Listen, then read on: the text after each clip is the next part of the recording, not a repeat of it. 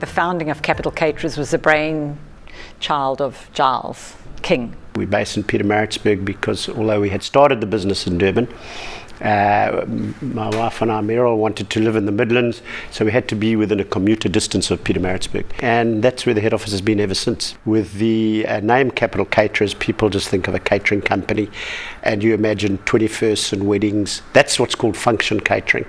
This type of catering is referred to as industrial and institutional catering. It's really mass feeding. You're very dependent on high volumes because you have small margins. Getting back to the initial founding of Capitol, you managed to put in a tender as a nobody and got 2 contracts in what was then the Transkei. Yeah, that is how it did start. But because we had been in the industry, we knew what we were doing and we knew where the business was and we knew where the clients were. So 1993, we started with 4 contracts. And that was 25 years ago, and we just celebrated our 25th anniversary, and it's with now 100 contracts. So it's been a good growth over 25 years and good vision from Giles. I've got the chef experience, and Russell's got the management through many, many years. And if you talk about our management structure, we are very flat rather than pitched. I think we're both collaborative leaders, that everything we do needs to involve. And Merrill and Russell work together, but running 2 different divisions because the contracts in those divisions are actually slightly different in their structure as well. In this type of business, you need the skills that Merrill has as a chef, but you need to twin it up with some administrative skills. So the combination of it you cannot beat, because you cannot get that from one person. You will fail somewhere. In this instance, we balanced. The major part of support and love for the founder is that you started the Workers' Trust. Because you actually have quite a high turnover of staff, it's very difficult to do it through issuing shares in the normal sense of the word. So forming a trust was the way to go. I think we should maybe roll the movie back to 1997. We've just been 3 years new into the new democracy. Through his wisdom, he started something called empowerment. And in the board meetings, unfortunately, I wasn't part of the board back then, but a vision came up that something like this should come up. That's when it was started in 2002, and to this date, and it's been cherished as something very valuable. So at this stage, the Workers' Trust own 49% of Capitol Caterers, and every year the beneficiaries will get dividends from the shares as a payout. So if you've been working for the company for 5 years or more, you'll automatically belong to the Workers' Trust, and then every year when the dividends are declared, you will get your payout. So it's really empowered our own staff, which is our social upliftment really for us, and also helps with the stability of your workforce because they feel they have a sense of ownership of the business. We also say, because you're a service industry, it's got 2 legs. One is your staff, one is your client. You have a happy client, you got a business. You don't have a happy client, you don't really have a business. But to have a happy client, you've got to have good staff.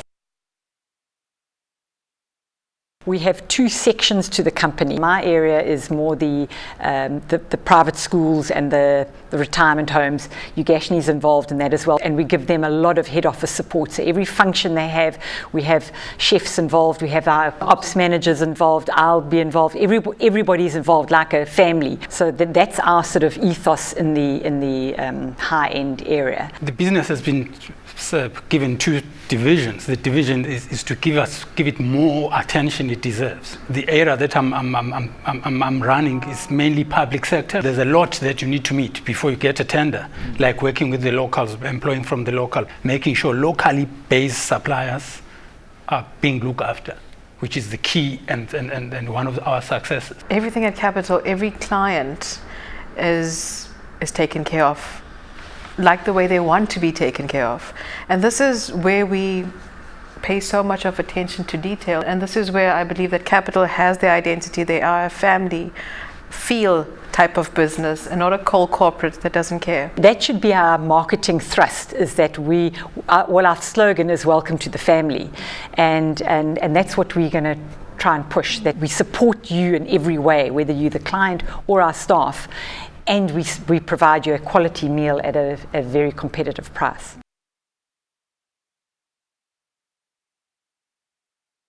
On the staff side and our quality side, we're very strong on our training. We have started an academy in Pietermaritzburg called the Midlands Hospitality Academy. So apart from teaching our own staff and our own chefs all the new trends, we also then are able to now, with our academy, start unemployed learnerships that come to the academy for training, and then they will then do their in-service at all our different contracts. It's also obviously a two-way system, because we're then able to handpick those that we would like to use. We sometimes say, oh, we're a capitalist company with a socialist ethic, or a socialist company with a capitalist ethic. How do you? Whichever way you read it. It works both ways. Someone said to us the other day, where do you fit in the catering sphere, or the industrial catering sphere, for want of a better word? And we've actually been able to establish through statistical data that we are one of the big five in the country. So to be called one of the big five and to have your head office in Pietermaritzburg, we feel quite good about that. Our phrase in this industry, if you don't grow, you go backwards. So it's very important. You're constantly striving to grow. I think if you were to say to me what has been our fault over the years, I'm not good at marketing. So marketing hasn't been a big section. We've sort of grown because of word of mouth. I think we're now going to focus a lot more on growth and marketing. Another challenge is that obviously we want to say to all our clients that we're a no polystyrene company, but it's very difficult when you are at a contract where it's a budget. Very tight budget, and it's a takeaway. So now if you then get a polystyrene container, it only costs 80 cents. We then have to get a eco-friendly container, and it doesn't come in less than R2.80. And so we're having to grapple with our ethos of eco-friendly, but you've got a financial implication as well, which is really tough. Well, as you just said, we've taken a stance on that, but all we could say is work in progress, because we are dealing with different people with different budgets, but we try within the limit to accommodate their concerns as well. Passionate. We have passionate people in this industry creating passionate food, and that's what we're about. Excellence is what I want to strive for. Excellence in every facet of management, support. At the end of the day, the food on the plate is also excellence. Innovation, and to expand on that we have, I'd like to think, sort of pioneered empowerment in terms of empowering the staff, and now leading on to, we've always done training, but now we've been very innovative in what we do with training and learnerships, and again that's for the staff's benefit. So you probably see that themes coming through quite a lot in terms of looking after your staff. For me, it's an asset.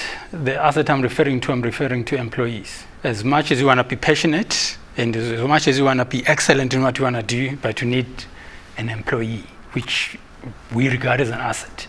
We can only execute that with human hands.